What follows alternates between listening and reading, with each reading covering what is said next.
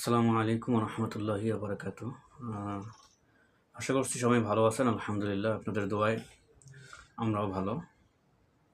তো আসছে ঈদ উল আজহা। আগামীকাল মুসলমানদের দ্বিতীয় ঈদ উৎসব ঈদ উল আজহা অনুষ্ঠিত হবে। তো আমি ব্যক্তিগতভাবে বলছি, সেটা হলো প্রতি বছর আমরা 2 ঈদেই বাড়িতে কাটাইতাম। তো প্রায় 2 বছর ধরে আমরা রোজার ঈদ বাড়িতে কাটাই। কুরবানি ঈদ বাড়িতে যাওয়া হয় না, ঢাকাতেই কাটা হয় যে কোনো একটা ব্যক্তিগত কারণে। তো বাড়িতে যাওয়ার ইচ্ছে করে, যেহেতু বাবা আছে, মা আছে, তাদের সাথে ঈদ করার খুব ইচ্ছা, কিন্তু কিছু সমস্যার কারণে হয়তো সেটা সম্ভব হয়ে ওঠে না। তো বাবা মাও হয়তো মন খারাপ করে যে আমরা বাড়িতে আসি না কেন, তাদেরকে বলা হয় না, তারাও মন খারাপ করবে বলে। তো এই জন্য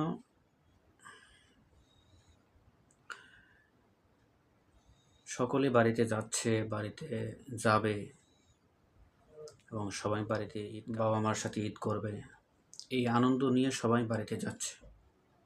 কিন্তু আমার যে ঈদের আনন্দটা এবং ঈদ আনন্দ উপভোগ করাটা, সেটা হলো আমার ব্যক্তিগত কারণে সেটা হয়ে ওঠে নাই। এই জন্য আমার ঈদ আনন্দ, ঈদ উৎসব ঢাকাতেই করতে হবে। সবার কাছে দোয়া চাই, আল্লাহ যেন ঈদের আনন্দটা ভালোভাবে উপভোগ করার তৌফিক দান করে ঢাকায়।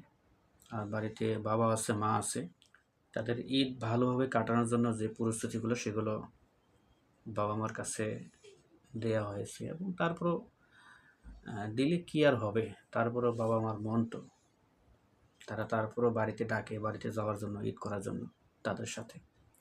আমাদেরও মন চায়, কিন্তু সেটা সম্ভব হয়ে ওঠে না।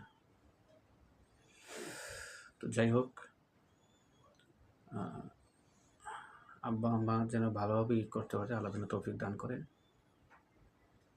তো এই ঈদ উল আজহা উপলক্ষে ছোট্ট একটি সঙ্গীত, এটা একবারে নতুন সঙ্গীত লেখা, তো সেটা আমি একটু পরিবেশন করে শোনাচ্ছি।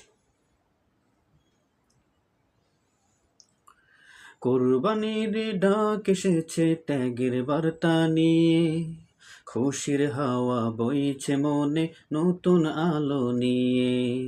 কোরবানির ডাক এসেছে ত্যাগের বার্তা নিয়ে, খুশির হাওয়া বইছে মনে নতুন আলো নিয়ে। খুশির হাওয়া বইছে মনে নতুন আলো নিয়ে। আল্লাহু আকবার ধ্বনিতে আকাশ বাতাস কাঁপে, মুমিন বান্দা বিভোর আজ গভীর অনুতাপে। পশু জবাই নয় শুধু মনের পশু মারো, খোদার রাহে নিজের অহম বিলিয়ে দিতে পারো।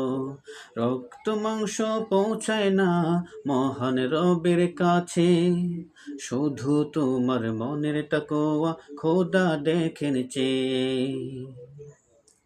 কোরবানির ডাক এসেছে ত্যাগের বার্তা নিয়ে, খুশির হাওয়া বইছে মনে নতুন আলো নিয়ে। খুশির হাওয়া বইছে মনে নতুন আলো নিয়ে। খুশির হাওয়া বইছে মনে নতুন আলো নিয়ে।